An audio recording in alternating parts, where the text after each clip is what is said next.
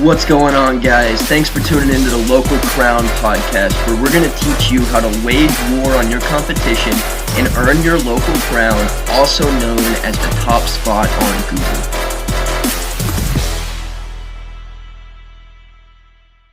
What is up, local crown entrepreneurs? I am your host, Antonia, and I have with me today Mitch Russo, and I'm super excited to talk to him. He has a ton of experience, wisdom, and knowledge about starting a business, growing your business, coaching. I'm super hyped to get into it. So welcome, Mitch. Why don't you tell us about how you got started, how you got to where you are today, and a little bit about your history? Sure. I got started basically as a youngster, starting a software company. So I started a software company when I was in my 20s, and it worked out pretty well. We ended up with a couple of 250,000 customers, and later we sold that company for 8 figures. So I was off to a good start. And then from there, and I'm skipping over a lot of details, but the next thing that happened after I sold the company is people kept coming to me and saying, "Hey, Mitch, that was pretty cool. How'd you do that?" And that's how I became a coach. So then I started helping others position their company, get it ready for sale. And part of that was using some of the proprietary tools that I had been developing over the years for my software company, like certification. So certification became a key element of why my company grew in value as fast as it did. And I wrote everything about certification that I know in this book here called Power Tribes. And Power Tribes is a blueprint for the certification process, which I had perfected over the years with my own companies and with client companies. And then from there, I ended up in a very interesting business partnership with Tony Robbins and Chet Holmes. And the three of us started a business called Business Breakthroughs International. And that became an incredible success. We generated over almost 30 million in revenue before Chet, my partner, passed away. And when he passed away, I took a break and said to Tony that I needed to back off a bit and just kind of regroup, because Chet and I had been friends for several decades before he passed, and it was very sad for me. So overall, at that point, goes back about 10 years, I said, well, I don't know exactly what I'm going to do. I'm going to start writing stuff down. And so that's how I wrote my very first book, called The Invisible Organization. And then I started getting some great feedback on that. And then at some point, I had the idea that I would start a podcast. And so I did. I started a podcast back in 2017, I believe. We now have over almost 300 episodes in the can. It's been a lot of fun. I use the podcast to educate business owners on how to scale their own company by interviewing other CEOs who've actually done it. So that's really in a nutshell. And here I am today. I wrote the Power Tribes book after that. And today I am working as a SaaS company founder. We have a software product for coaches, and that product is called Client Folio, and it's designed to completely facilitate the coaching experience for both the coach and the client. And now you're caught up. That's what I do today. That's awesome. Yeah, no, that sounds super interesting. I am curious, is the switch from doing all these things in business to coaching people on how to business? I know they say a lot of times, you become a real master of something when you can teach it to somebody else. Was that a total transition? And how did you kind of manage that? Well, it never truly was a transition, because I've been building and managing companies all throughout. And then from, with the clients that I work with, it's sort of like a live lab. I get to use the experience that I have to help others, and they then implement some of the things we come up with. And of course, I always feel very gifted and blessed to be with these beautiful people who are smart and ambitious and growing their own business. So I learned from them as much as I can contribute. So it's been a great relationship overall. Yeah. So it wasn't even like different. You just kind of kept like flowing through with what you were already doing. That's Yep. awesome. Mhm. Cool. So when you said that you like started jumping in with Tony Robbins and Chet and all that, what like built you guys so quick? What I guess made you guys so, you said that you went from 5 years to a $30 million company. Like, what does that all entail? Yeah, that's a great question. So one of the things that we realized right away is we have to have something to sell. So in order to create something to sell is we organized an event where Chet and Tony and about 15 other very smart people came to stage and spoke. We then recorded all of what was done, about 60 hours of video and audio. And then we spent the next 9 months or so building courses for most of the content that we covered on stage. And then we took those courses and we used a very, at the time, it was very unique. It was a radio to webinar process. So what we would do is we would advertise on the radio, and we would then convert people calling in from the radio ads directly into a webinar seat, and they would pay for the webinar seat. So we didn't call it a webinar. We called it basically a business building masterclass. Mhm. And that worked really, really well. We were able to self-liquidate the ads. So for the most part, we broke even advertising by what people paid to get in the webinar. But we upsold our system that I just told you about how we built it. We upsold that to in the webinar, and we were getting enormous conversion rates, like 38-40% conversion rates. So we also built out a suite of other products that were business oriented products that other businesses need. So we would teach a concept like how to hire a sales superstar. And then we opened up a division called superstar recruiting. So if you love the idea of having a sales superstar on your team, but you didn't want to go through the process of learning how to recruit them and then recruiting them, we would do it for you. And so, Awesome. and we would do that with all of the topics in our, basically in the course itself. So we would help people create course stories, hire salespeople. We would help them SEO their business as well. We had an SEO division at the time, and that was really working all really, really well. The radio spend, we were spending about $10,000 or $15,000 a month on the radio when we first started. And then as we learned how to perfect the process and make it more and more profitable, that ended up growing to about 135,000 at one point per month on radio. So spending well over $1 million a year on the radio generated far more in terms of lead flow that we were then able to convert in webinars. Wow, that's awesome. Yeah. So if someone were to like be into implementing that into their own business, you'd say like that marketing strategy of getting your message out there is super important. And like you should probably dump a good amount of your money into that as a business, right? Well, again, what I would suggest is that you go through a test phase. So with any new marketing channel, no one ever really dumps a whole lot of money into anything before testing. So when I first started using direct mail as a marketing vehicle back in the 1980s, Mhm. we basically took 9 months to test each piece to see different colors, different headlines, different taglines, different bonuses, until finally we got to the point where after 9 months of experimenting, we had our reference piece. We were now certain that this would work. And that's when we scaled up and started sending almost 1 million pieces a year in the US mail. Okay. Yeah. No, that's actually watching and testing is important. And I didn't even think about that, not running and testing my own things. Mhm.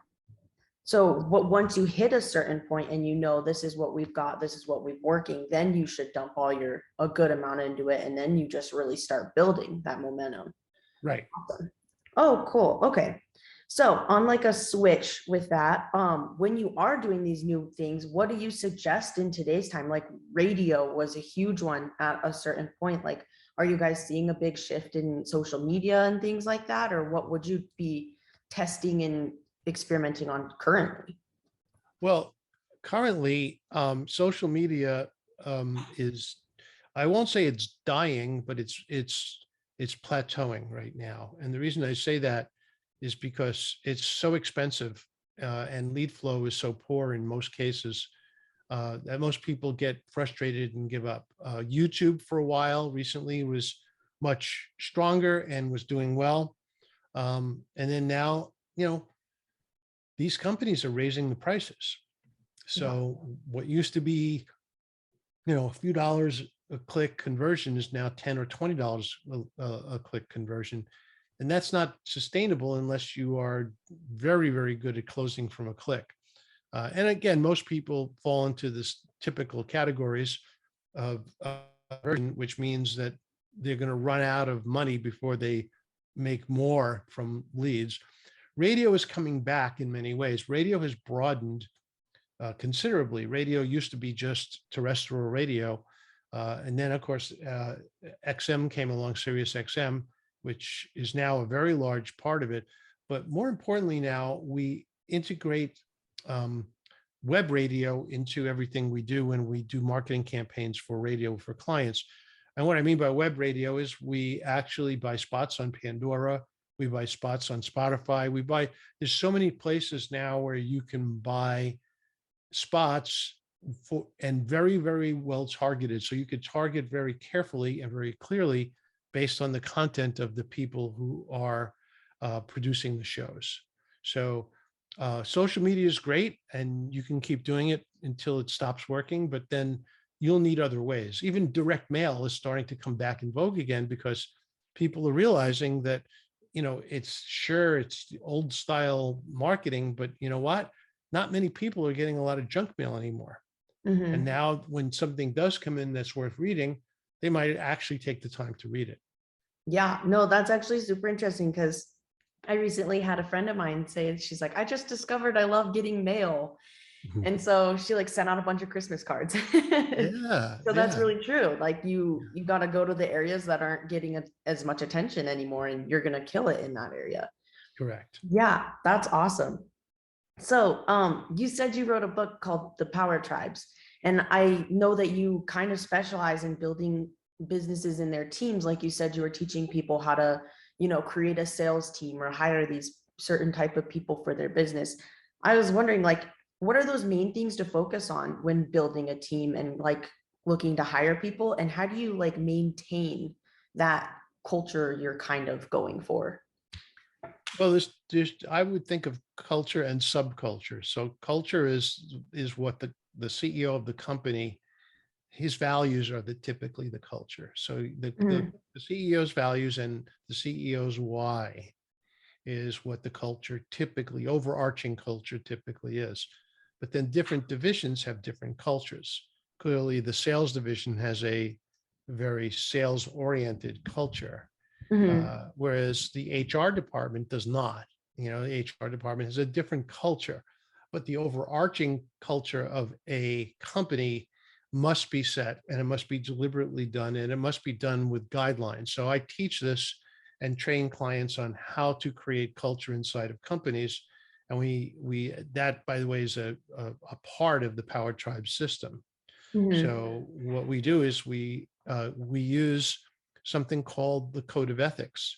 So between the Code of Ethics, the values of the CEO, and the why of the CEO, we are able to very rapidly come up with a series of statements, culture statements that define what the company is and how it should be perceived by the people who work there.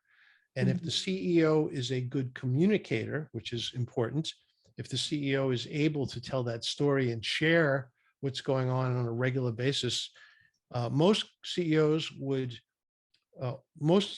that are older than 30 would think what I'm prescribing is over communicating. Yeah. But nowadays, as so many young CEOs know, you have to just constantly be communicating with everyone on the team and letting them know exactly what's going on. And, we try not to hide anything. So if there's something going on in the company, if there's a problem, people would rather know the problem and than be kept in the dark. And when you keep people in the dark, that basically strains trust. And Yeah. so once you are straining trust, then you're destroying your culture. Hmm. Yeah. Wow. So when you do go into these companies with like lower CEOs, do you often see that like there's just these certain areas that are just very kind of jaded and uncommunicated? And like, how do you reverse that when you come into a company? Well, you basically help the people who are at the top understand that if they've not defined their culture will take form by itself, and it's never good when it does. Yeah. So if if the CEO is in a bad mood, and maybe his bad mood is reflected in some of his emails that day or some of his chats that day, the rest of the company is going to know it, and they're going to Mhm. respond as such. So what's important is for the CEO or the client that I'm working with is to understand that culture is a human process, a process of building trust, of building a bridge between who you are and who every individual in the company is. And it doesn't matter if there's 5,000 employees or not. It doesn't matter if they're scattered all over the world. It doesn't even matter if you've never even seen them. What Mhm. matters is that you are communicating with them and that you are taking an active interest in their welfare. Once you do that, you set the tone for the next stage. Next stage of building that culture, as I said earlier, is defining the overarching values based on the personal values and the why of the CEO. I keep saying that because it's really important. If the CEO is an engineer, he's going to have different goals and objectives than if the CEO is a sales guy, Mhm. and so, or a CFO. And so that's why it's important, so that the culture of the company must originate from the CEO. Yeah, that's super interesting to think about. I never thought about, whatever the CEOs specialize in could kind of have an effect on what they value in the company, because then they could be pushing all their time into the salespeople, but not a certain other area, correct? Exactly. Yeah, that's super a different angle to think about if you're a CEO specialized in one thing out there. So when it comes to like you guys are just mastering the coaching and things like that, and you guys teach other people how to coach, is that like a weird angle on kind of you implementing your own coaching style into others as well? So like, what do you do with that, and how do you help coaches out there? So I've been coaching for a lot of years, and I've tried a lot of different ways of getting people to respond to coaching. Mhm. And over the years, I've come to believe that there's really a couple of very core ideas that work super well when working with clients, and they're simple to understand too, and I could share them with you. So the first idea is that it's very simple. If the client is not going to get results, then they're not going to pay you again, and they may Mhm. not even be happy with the work you did with them. That's pretty simple, right? Yeah. So if the client's not going to get results, then you're not a coach. A coach gets results with and through their client. The the interesting thing here, though, is that there are many times coaches think they're helping the client get results, but the client doesn't think so. Okay. And the reason is because there's no measurement going on. So one of the tools that I created years ago was a measuring system for what we call goals and objectives. And so goals are usually numeric, Mhm. like what's your percentage of profit this month? How many new visitors did you have? What is your spend rate, et cetera. So we're always setting goals numerically, but we're using accountability to ensure that those goals are being met. So in the client folio software, which I created for coaches, I built my own proprietary systems of tracking goals and accountability directly into the software, and even created a portal for clients to enter their own information. So instead of wasting time on the session asking 5 accountability questions, those can be answered by the client before the session starts. Instead of filling out a chart with all of your goal information, now that can be done in advance of the session by the client. And now the coach can be even more productive. So if you ever get to the point where you're going 6 months or 3 months, or whatever the coaching engagement was, and then the client says, well, I don't really think I've gotten results, you just press a key and you could see a full screen set of graphs that say, well, I beg to differ. Look, we Yeah. started 3 months ago. Look where we are now. It looks to me like you've made a lot of progress. Yeah. So So sorry, go ahead. I was going to say, but without a measurement system, it's impossible to say that. Yeah, no, that's so true, because sometimes growth is slow too, and it's hard to stick with it if you're not seeing some huge, jump. But after 3 months of something, you can have a large amount of growth. You just don't see Exactly. that huge jump. Exactly. Yeah, that's really cool. So I'm sure that like helps coaches a ton, especially when working with people and trying to keep their clients. And it's hard to keep that momentum going when you're not seeing that huge jump. Is that like something you've seen? Is it really does hold clients down longer if they can see those slow little growths? Well, of course. I mean, it's sort of like, think about it going on a diet. If you go on a diet and you're on a diet for 45 days and you haven't lost any weight, you're not going to feel too good about continuing to stay on that diet. Yeah. You start thinking, oh, maybe this is the wrong diet. Maybe this doesn't work.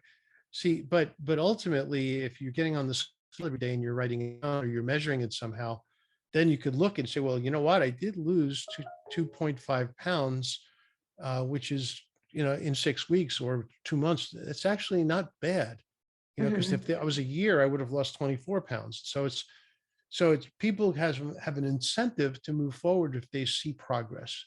And this is really just a system of showing them how to get progress. Yeah, that's awesome. That's so cool. So on like a more fun note, you worked with Tony Robbins and Chet Holmes. That's pretty awesome. And like, just to talk about that, do you have like a special thought or like just one moment working with both of them that it was just like stands out to you after all the years? Well, I'll go back to the first time I met Tony.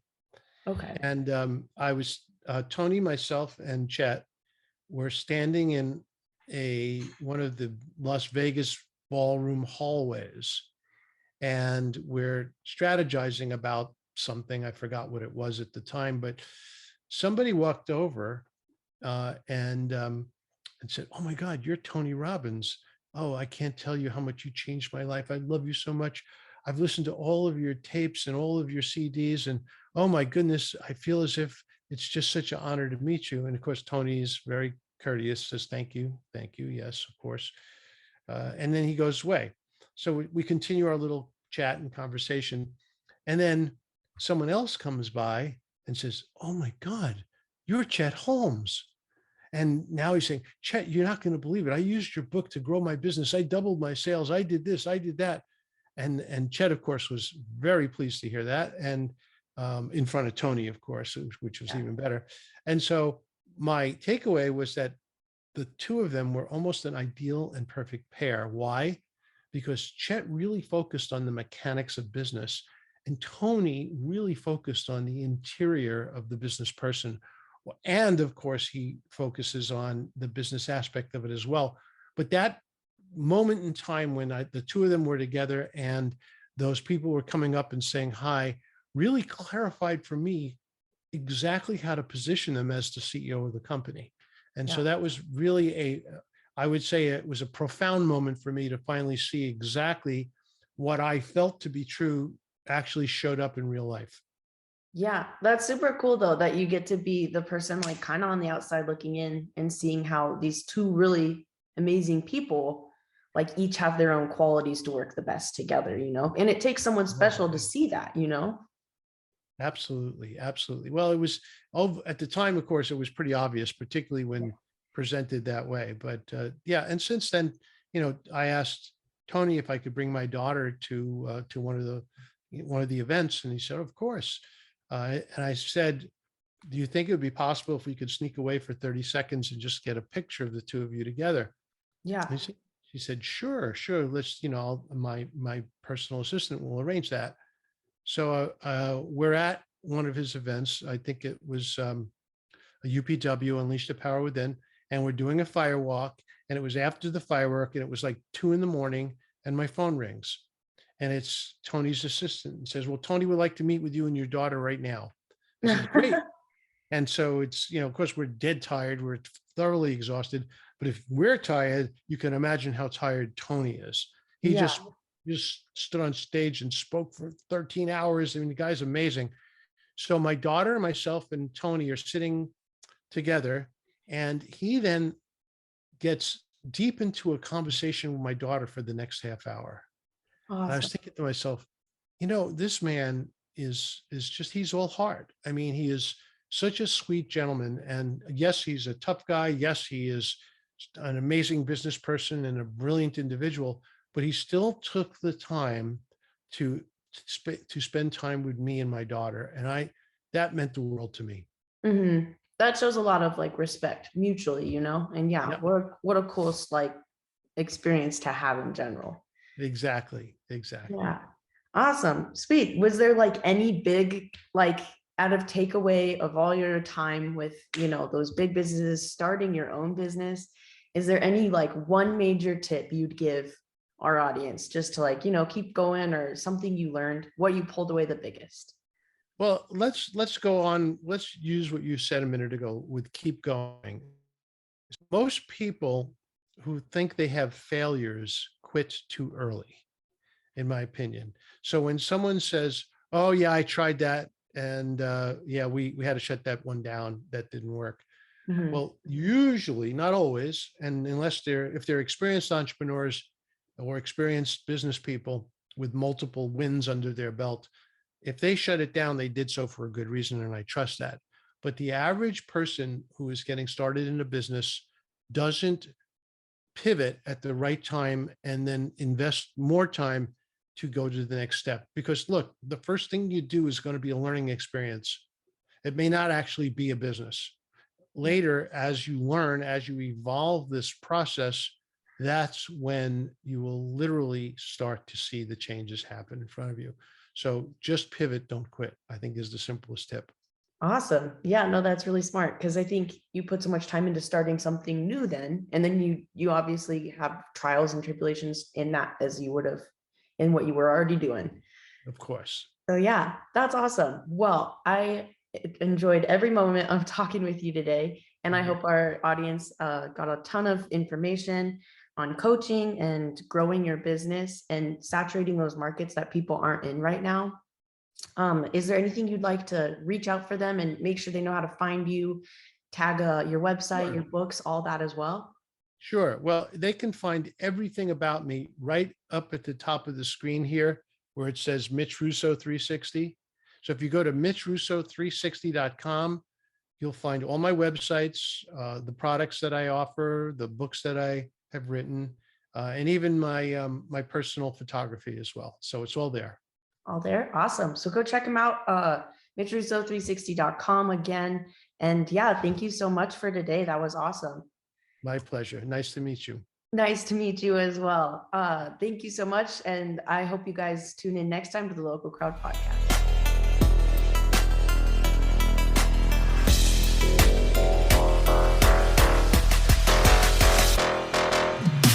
Thanks so much for tuning in. I hope you learned something. If you have questions, email us at info@thelocalcrown.com. And if you want to get featured in our publication, Inside the Empire, alongside John Lee Dumas, the entrepreneur on fire, Jayson Waller, the CEO of Power Home Solar, Sharon Lechter, Dan Caldwell, the man that started Tap Out, and the limitless man himself, Jim Kwik, for free, then head over to thelocalcrown.com/become a contributor.